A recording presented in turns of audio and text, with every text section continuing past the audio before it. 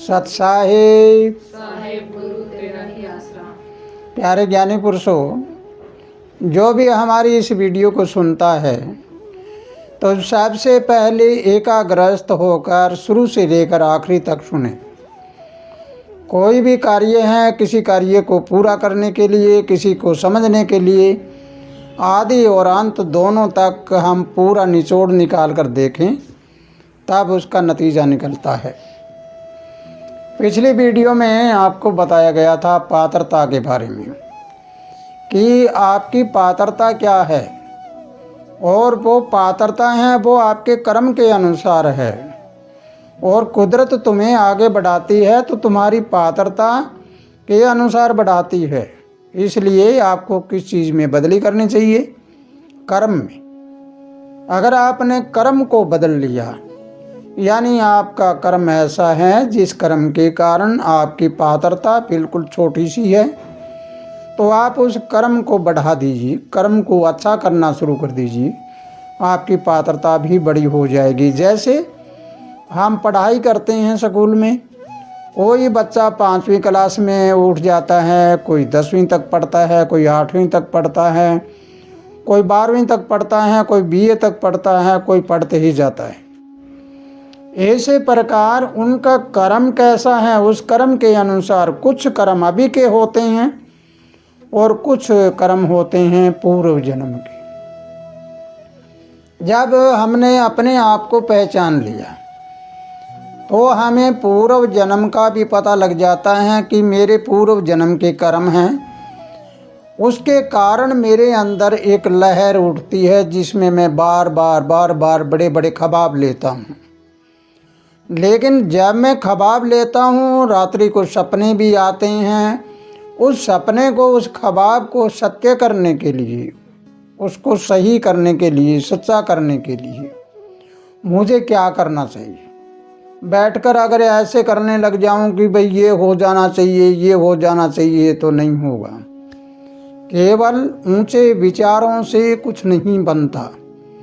ऊंचे विचारों के साथ अपने कर्म को जोड़ो। कर्म को अगर विचारों के साथ जोड़ लिया तो सोने में सुहागा है। इसलिए अगर आपको ये बात समझ आई है तो आपको समझना और जानना है कि आपको कुछ भी मिला हो, जैसे बहुत से लोगों को नौकरी मिल जाती है, सरकारी नौकरी लग गया, और नौकरी लगने के बाद में वो गलत खाना गलत पीना करके बीच में नौकरी से सस्पेंड हो जाता है, टर्मिनेट हो जाता है, किसी रिश्वतखोरी में आ जाता है या और किसी कर्म में आ जाता है। तो आप सोचिए कि उसका वो पात्र नहीं था, जो जगह है उसकी, उस पात्रता को उसने नहीं समझा, बल्कि उसने ये समझा कि तू संसार की वासनाओं को पूरी कर। इसलिए उसके साथ ऐसी कहानी बीती। तो हमें देखना है कि जो हमें कुछ मिला है, क्या मैं उसको संभालने के लायक हूँ? जैसे एक आदमी गाड़ी चला रहा है और दूसरा है वो थोड़ी चलाना आता है, उसको गाड़ी का स्टीयरिंग पकड़ना आता है। तो जब उसको गाड़ी पे बैठा दिया जाए, वो बैठकर मगन तो हो जाता है कि मैं गाड़ी चलाऊँगा, लेकिन उसको अगर पूरी चलानी ना आए तो क्या होगा? इस प्रकार ये जीवन रूपी गाड़ी है। ये गाड़ी बड़ी तेज़ गति से चल रही है और आगे चलकर सड़कें टेढ़ी मेढ़ी हैं और ऊंचे पहाड़ की चढ़ाई है, नीचे खाइयाँ हैं। अगर आपने अपनी पात्रता को नहीं संभाला और अपनी योग्यता को नहीं संभाला तो फिर तुम नीचे खाई को देख लेना, आपकी गाड़ी वहाँ जा सकती है। तो इसलिए प्यारे बच्चों, अगर ये बात आपको समझ आई है तो तुम मांग इतनी करो जितनी आपकी कैपेसिटी है या आपके अंदर पात्रता है। क्योंकि आपने परमात्मा से बहुत बड़ी मांग कर ली कि मुझे ये वस्तु मिलनी चाहिए, ये मिलनी चाहिए, ये मिलनी चाहिए, तो आपको सोचना है कि क्या वो वस्तु मुझे मिल जाए तो मैं उसको संभाल सकता हूँ? अगर मैं संभाल सकता हूँ तो सब कुछ हो सकता है, अन्यथा कुछ नहीं हो सकता। तो इसलिए अगर तुम्हें इस बात का समझ आ जाती है ये, तो अब आपको जानना है कि विश्व शक्ति, परम शक्ति या परमात्मा की ताकत ये चाहती है कि मेरा बच्चा हमेशा ऊपर रहे, मेरा बच्चा हर चीज़ को जाने।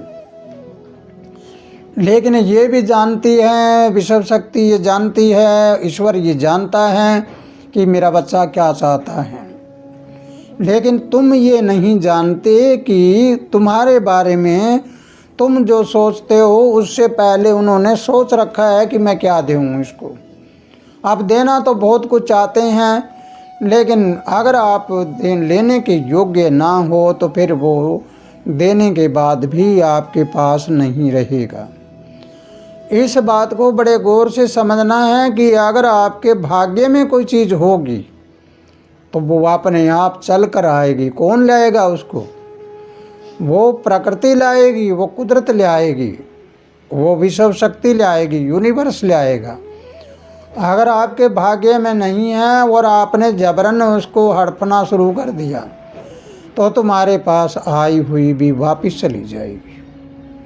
इस बात को हमेशा याद रखना कि आप अगर योग्य नहीं हैं तो ज़बरदस्ती धक्का मत करिए इस बात का, और पहले आप योग्य बनने का सपना लीजिए कि मैं जो कोई काम करूं पहले मैं उसके योग्य बन जाऊं।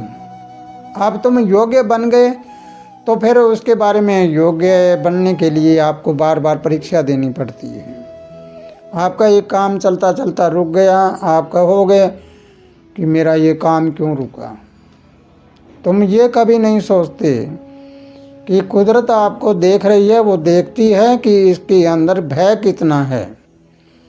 कुदरत आपको देख रही है कि ये इस काम को संभालने के लिए कितना सक्षम है। अगर ऐसी बात आपको समझ आ जाए तो आप हर कार्य कुदरत के नियम से अनुसार चल के और कुदरत को परीक्षा देने के लिए तैयार रहो। यानी जो कार्य कर रहे हो, जैसे तुम स्कूल में पढ़े हो, पढ़ने के बाद आपकी परीक्षा ना हुए तो आपके पास सर्टिफिकेट कैसा मिलेगा। इस प्रकार तुम परीक्षा देने की तैयारी में रहो, और परीक्षा देने की तैयारी में रहोगे तो याद रखना कुदरत कोई किताबें नहीं देती पढ़ने के लिए। चाहे हम कुदरत कहें या कुदरत की वाणी कहें या हम सतगुरु की ताकत कहें, वो पढ़ाई वाली किताबें नहीं पढ़ाता कि ये किताबें पढ़ ले, इस किताब पढ़ने से ये होगा वो होगा। नहीं, उन किताबों की तैयारी नहीं करनी, बल्कि खुद को तैयार करना है। यानी अपने आप को तैयार करना है, और अपने आप को तैयार करने के लिए आपको क्या करना पड़ेगा इसके बारे में आपको समझना पड़ेगा पूरा। अगर आप अपने आप को तैयार करते हो तो पहला शरीर में 3 दोष होते हैं, चोरी, जारी, हत्या, इनसे दूर रहो। दूसरा मन है, मन के 3 दोष हैं, ईर्ष्या, घमंड, मनसा, पाप, इनसे दूर रहो।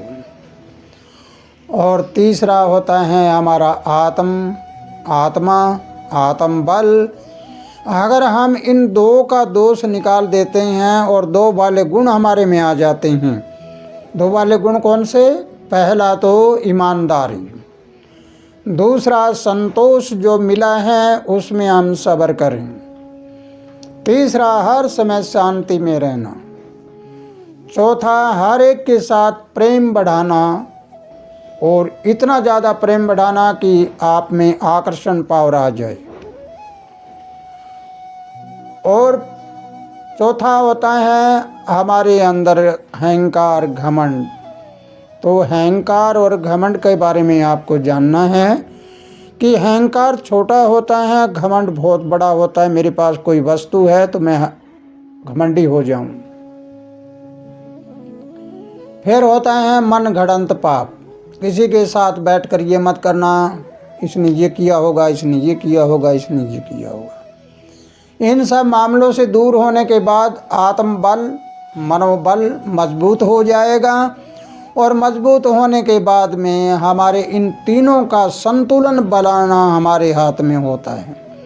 अगर हम इन तीनों का संतुलन बनाते हैं तो फिर हमको देखना है कि विचार और हमारे अंदर की वाइब्रेशन कंपन, विचार हमारे यहाँ पे उठते हैं, शरीर में जो हमारे पास कंपन आती हैं, वाइब्रेशन आती है वो, और हमारे शरीर की ऊर्जा, इन तीनों को जोड़ना, यानी तीनों को अगर हम जोड़ लेते हैं, शरीर, मन और आत्मा के साथ अगर जोड़ लेते हैं, तो फिर हमारे रास्ते सभी तरह से खुल जाते हैं और हम आगे से आगे चल पड़ते हैं। तो ये सभी लाइन में लगने के बाद फिर हमारा संतुलन पूर्ण रूप से जुड़ जाएगा और हमारी पात्रता हैं वो आगे बढ़ती जाने लगेगी और हम एक दिन बहुत बड़े इंसान बन सकते हैं। क्योंकि मेरे अंदर जो दोष था, मेरे अंदर जो कमियां थी, वो कमियां निकाल ली।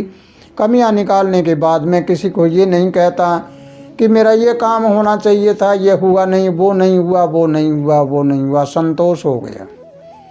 आप जब संतोष धारण कर लिया, शांति धारण कर ली, तो उसके साथ जुड़ी हुई परमात्मा की ताकत होती है, वो ताकत हमें हमेशा आगे बढ़ाएगी। तो इसी के साथ अगर ये वीडियो आपको समझ आई है तो ज़्यादा से ज़्यादा शेयर करिए, लाइक करिए और आपके विचार हैं वो कमेंट बॉक्स में लिखिए। क्योंकि जब तक आप इसको सुनकर नतीजा ना निकालोगे और अपने विचारधारा ना लिखोगे, तब तक न तो आपको ज्ञान होगा और न ही सुनने वाले दूसरों को ज्ञान होगा। तो इसी के साथ खुशहाल रहो, आनंद करते रहो। सत साहिब।